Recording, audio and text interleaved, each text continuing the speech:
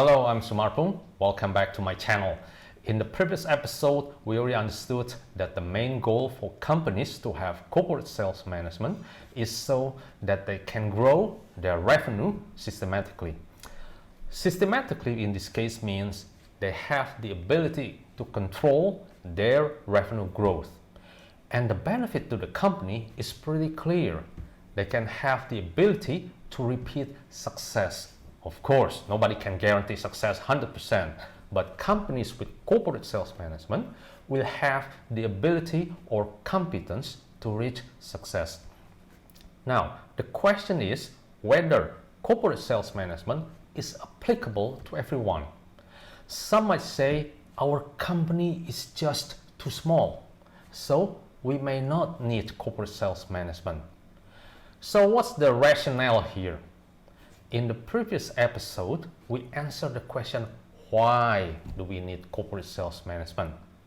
In this episode, we will answer who needs corporate sales management.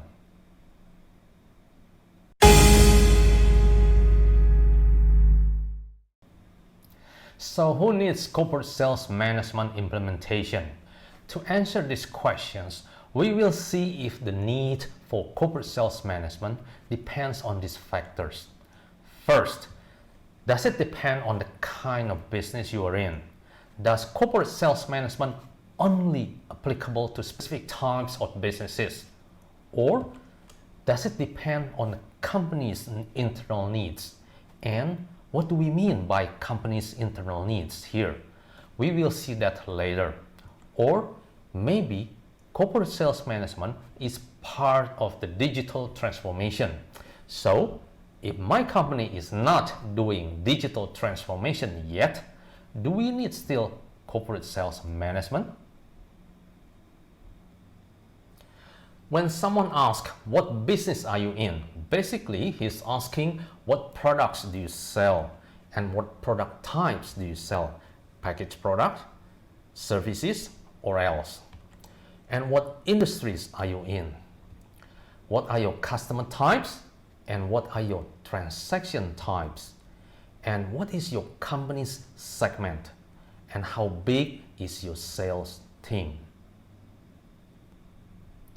And the answer is all companies that do business-to-business sales will need corporate sales management. All of them, which means all industries, all sales type, whether it's product, services, or solutions, and all transaction types like high value, low volume, or the other way around, low value, large volume, and all company segment, large, medium, small, and also all sales team size, even one-person team. If your company doing B2B sales, then you need corporate sales management. Now let's see if internal company needs play any role in determining whether that company needs corporate sales management or not. To understand company needs, let's take a look at the company's stakeholders in corporate sales. The first one is the top management. They are the executives of the company. The second one is the sales management. They are the leaders of the sales department. They are the sales managers and the sales directors. And the third stakeholder is the account managers. They are the salespeople that engage the client. Well, this does not mean that sales management does not engage client.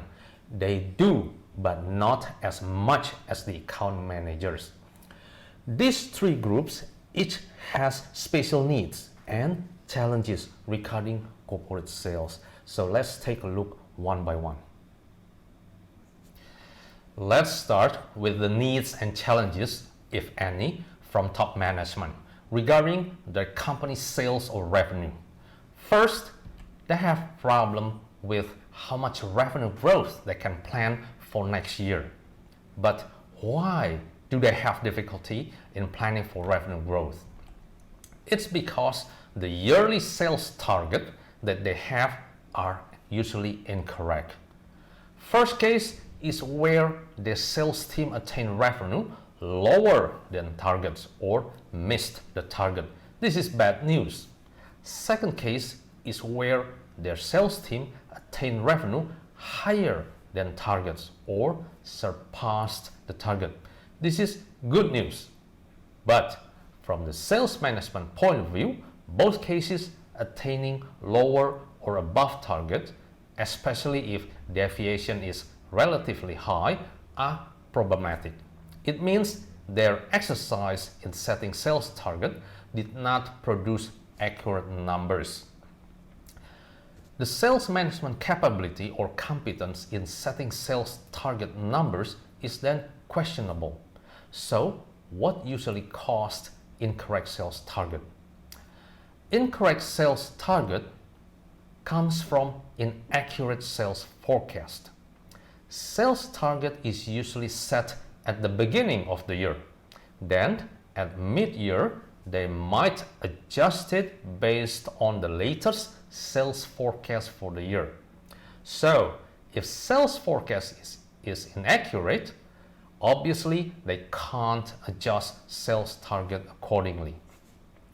Please note that the adjusted sales target here is for sales management purposes only, whereas the initial sales target, which is assigned and put in sales team metrics for performance evaluation purposes, will stay. The inaccurate sales forecast was caused by low sales pipeline quality, which means the sales pipeline doesn't reflect the actual condition of each of their clients' prospects. Sales pipeline that is low in quality is a true reflection of the quality and effectiveness of their salespeople in engaging clients. We will talk more in details about sales target, sales forecast, and sales pipeline in later episodes of this video series. Here is another challenge faced by top management. If you look at this picture, it shows a typical organizational structure with several layers. The top management is at the top chart and the account managers are at the bottom chart. Indeed, the account managers are sitting at the very first layer in the organizational structure. The source of information pertaining to sales pipeline and sales forecast are held by the account managers at the bottom of the chart. That information from the account managers is collected, consolidated, and summarized by the second layer, the layer immediately above the account managers. The third layer will repeat the same process, collect, consolidate, and summarize data from the second layer, and this process continues within each layer in the organizational structure, which propagates all the way to the top layer, the top management. And here is the problem. Account managers, as the initial source of data, not all of them might have accurate data. Each layer might not only just sum up all the data from the layer below them, but also to some extent massage the data before passing it to the above layer. Why? Because they may have their own judgment regarding the confidence of data. If they think that some of their direct reports are known to be aggressive in putting up numbers, they will likely try to adjust it. This is actually a distortion that occurs at every and each layer in the organizational structure. The processing at each layer also takes time. Let me clarify further. Data collection and consolidation do take time to complete, of course, but there is also waiting time. Managers are also busy with their other tasks. They may not immediately process the sales data that they have just received from the layer below them. So each layer might take several days to process and roll up the data to the next layer.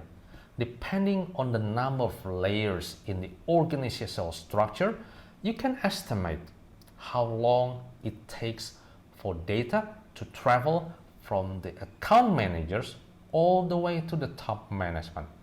The bigger the company, the more layers they may have.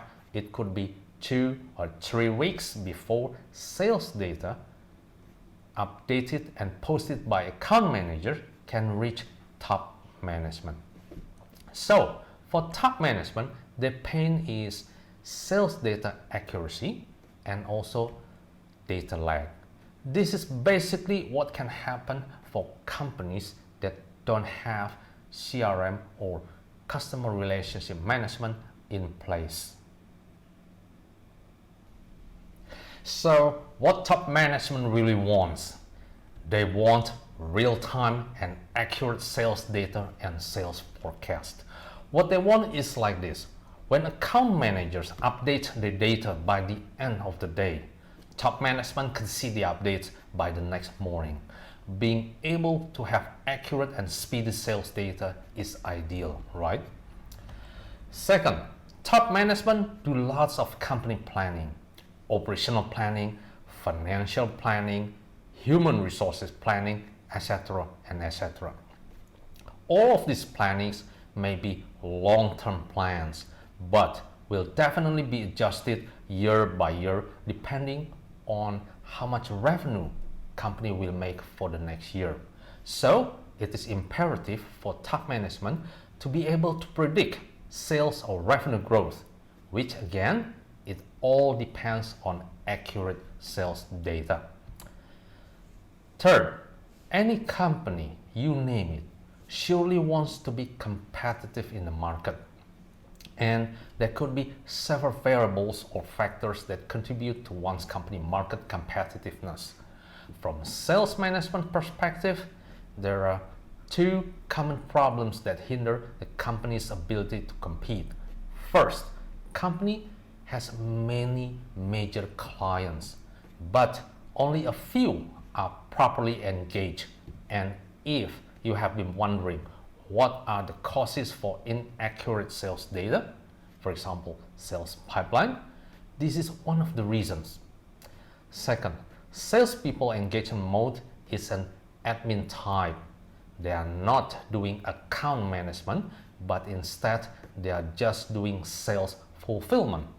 We will talk more about this issue in later episode of this video series. It then leads to another question. If your salespeople organize their activities mostly around tender bids or tender procurements, does your company need corporate sales management? Well, it goes back to your company's sales strategy. If your company deliberately or intentionally wants to focus only on bidding process, then your company may not need corporate sales management. But if you really want the full benefit of corporate sales management, then this is a sign of deficiency of sales practice. Because this practice, focusing only on bidding, is not a good sales practice in B2B space. Tender process is just one of the stages in your company sales cycle. Focusing only on this stage will put your sales competitiveness as a disadvantage, because there are other stages in your sales cycle that your salespeople have missed. The main consequence of this practice is that your deal winning probability and your winning rate is lower than your competitors who practice corporate sales management correctly. And regarding sales cycle, we will talk more about this in more details in later episode of this video series. We have seen the needs and challenges of top management. Now, let's move to the challenges that are usually faced by sales management. Please note that what we mean by sales management here are the people that manage sales, the sales manager and the sales directors. The first problem is pipeline health, which is the health of sales pipeline that are generated by the account managers. We can say pipeline is healthy if the numbers and the status of each deal in the pipeline accurately reflect the factual condition. So, for example, when one account manager stated that this deal of 100,000 value is almost or about to close, but actually in fact the client is still defining what kind of product or solution they need, then this pipeline is way far from being accurate. Second, sales management usually makes sales forecasts in the middle of the year to predict how much sales or revenue they will close by the end of the year. Sales pipeline is their main and most important source of data for making sales forecast. So if sales pipeline is not accurate, how can they expect sales forecast to be accurate too? Third, sales force or sales team is definitely an important asset for the success of the sales department. So hiring the right salesperson cannot be less priority than others. After hiring, next is managing their performance. Without proper performance management, the asset potential won't be realized up to the expectations. And if left unmanaged, some salesperson can become so powerful within the sales department that they can become the untouchables. Company actually don't like them, but they are afraid of losing clients and sales if they kick out these so-called untouchable. In later episode, we will see that these untouchables are actually not good salesperson. They're just lucky. They are the byproduct of not having good corporate sales management practice. Last but not least, there is a reporting burden that sales management really hate. Reporting is of course a necessity, but without proper supporting system, it will take too much valuable time from sales management. So these are some examples of the pains experienced by sales management. Lastly, the third stakeholders in corporate sales is the account managers and their peers, such as pre-sales, product specialists, etc. Let's see what challenges faced by them.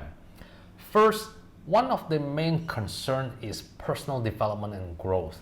They want to be successful as salespersons, but does the sales environment in the company provides them with the opportunity to learn and grow? In other words, does their company provide proper sales training, coaching, empowerment, sales methodology, tools, and systems? In order for sales management implementation to work well, all these components need to be addressed properly.